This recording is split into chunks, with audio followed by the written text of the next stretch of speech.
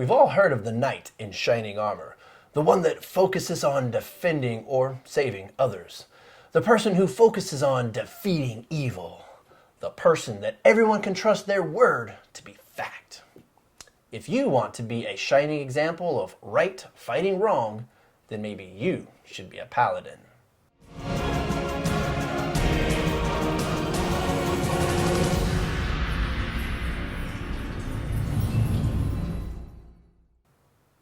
Hello, I'm DM Dunn.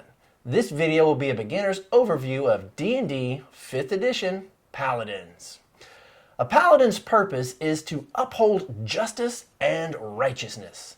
They represent and fight for the good things in the world.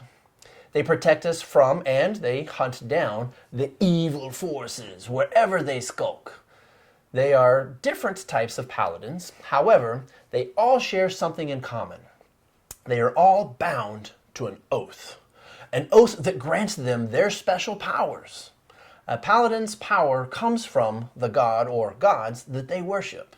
But equally as important is the power that comes from their commitment to justice. The most important skill that paladins have is their use of magic.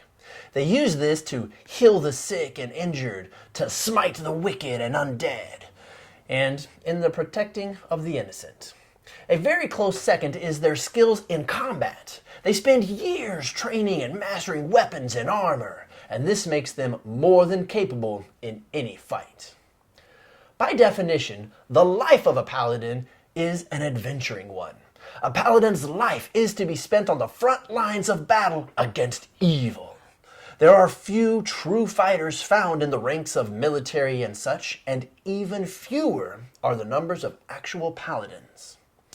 When these select few are called, they leave their past and take up the fight against evil.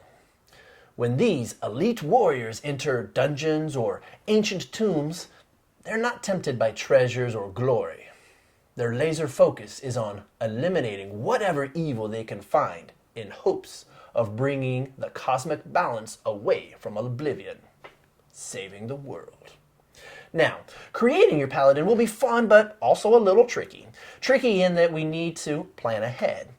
A paladin doesn't gain their oath until level 3, but this oath is the overall driving force for everything that your paladin does. And because of this, we should decide now which oath that you will take at level 3.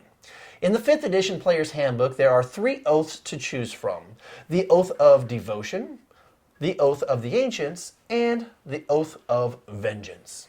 As this is just a quick overview for starting your paladin, I won't be going into all of the glorious details of each of these. However, I will give you a general idea of what they represent. Starting off with the Oath of Devotion. This is the poster child of Knight in Shining Armor. Their tenets are honesty, courage, compassion, honor, and duty. All the power and skills that you gain from this is designed to aid you in those tenets. The Oath of the Ancients. This is kind of like King Arthur and Mother Nature. They had a baby. The Oath of the Ancient goes back as far as history is remembered. These paladins love and respect the beautiful and life-giving things of the world. They focus on the light more than they do honor or courage or justice even. Their tenets are kindle the light, shelter the light, preserve the light, and be the light. This is complicated, but it basically means they focus on bringing and maintaining and protecting life, love, hope, happiness, and courage. And as such, the powers that you gain will be focused from nature. Oath of the Vengeance. This is just as it sounds. This is a path to punish those who have committed great evils. Think of Batman here and the Dark Knight. Some examples could be the killing of an entire village, a large group of people that willfully turn against the gods, or maybe a dragon wreaking havoc across the lands. These so-called Dark Knights swear an oath of vengeance to set right these wrongs. And in doing this, their own purity is but an afterthought when it's compared to doing what is needed to deliver this justice. Their tenets are fight the greater evil, no mercy for the wicked, by any means necessary, and restitution. The powers that they gain are focused on helping them accomplish such tasks. You can find these oaths starting on page 85 of the player handbook. Now that you've decided which oath that you will choose, now we can start building your Paladin. The recommended highest two abilities would be Strength, followed by Charisma. But as I like to say, choose whatever you will have the most fun with. A quick go-to background could be Noble, or whatever you like. You start with a D10 for your hit dice, making your Paladin one of the characters with the most hit points. This makes you a good candidate to stand on the front lines of the battle. You are also proficient with all armor and shields, also simple and martial weapons, and you also get proficiency with wisdom and charisma saving throws. Your Paladin gets to choose 2 of the following 6 skills to be proficient in: athletics, physical strength to do things like climbing and jumping, insight, can you tell if somebody's lying right to your face, intimidation, medicine, persuasion, and religion. You also get to make some decisions on which weapons you want, so pick the ones that will be fun for your Paladin to use. At level 1, you start with Divine Sense. As an action, you can use this and you will know the location of any celestial, fiend, or undead within 60 feet of you, if not behind total cover, of course. You will also know of any place or object that has been consecrated or desecrated. You can do this a number of times, 1 plus your charisma modifier per long rest. Also at level 1, you get Lay on Hands. This literally means that you can touch somebody and heal them. If you have a party member who is down and unconscious during battle, you can just walk right over to them, touch them, heal them, and bring them back to life, and then you get right back to the fighting. This can be used in so many cool ways. You have as many hit points as 5 times your Paladin level, so at level 1 times 5, you have 5 hit points that you can use as you want. Also, if someone is poisoned or has a disease, you can use 5 of your hit points to cure the poison or the disease. At 2nd level, your Paladin has developed a fighting style specialty. You choose between defense, dueling, great weapon fighting, or protection. With defense, you get to add a +1 to your armor class, as long as you're wearing some kind of armor. Dueling gives you a +2 to your damage if you're only holding 1 melee weapon and only using 1 hand for it, so you can't have both hands on. Great weapon fighting is the opposite. Here you need to hold a weapon with both hands, and if your damage die lands on a 1 or a 2, then you can re-roll that damage dice. But you have to use the new number, even if it goes back to a 1. Protection comes in handy if you carry a shield.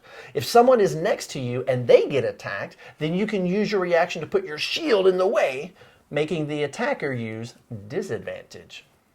Pretty nice. So choose the fighting style that you will enjoy using as your Paladin goes forward. Also, at 2nd level, you gain the ability to cast spells. The chart on page 83 shows you how many spell slots that you get at each level, and every time that you complete a long rest, you can change the spells that you have prepared. Page 84 will also show you how to figure out how many you get to pick. Charisma is what is used to boost the effectiveness of your spells, and this is why Charisma would be a good choice for one of your highest ability scores. At 2nd level, you get yet another thing to make your Paladin even more awesome than they already are. You now have Divine Smite. When you hit with your melee weapon, you can also use a spell slot and deal extra damage.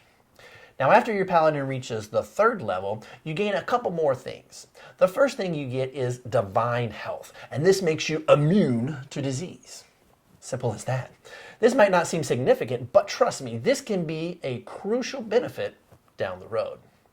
3rd level is also where you actually get to take the oath that you had decided on earlier. Now, depending on which oath that you take, you will get specific spells and ability to channel divinity. You will need to look into your oath description for their specific details depending on which oath that you got. So, boom!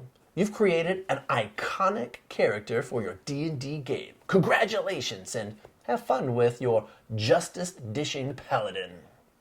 Well, folks, there are many details that I didn't cover today, but as this is just an intro for starting your Paladin, I hope you found this helpful. But like always, please help me out by hitting the thumbs up and the subscribe buttons. It's totally free for you, and it really does help me.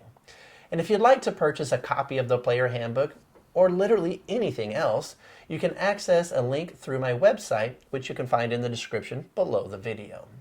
Now, the cool thing is, if you use my Amazon link and you buy anything from them, then they do throw me a few pennies. So, if you're gonna buy something from Amazon anyway, toilet paper, toothbrushes, players' handbooks, then why not click on my link and then log in?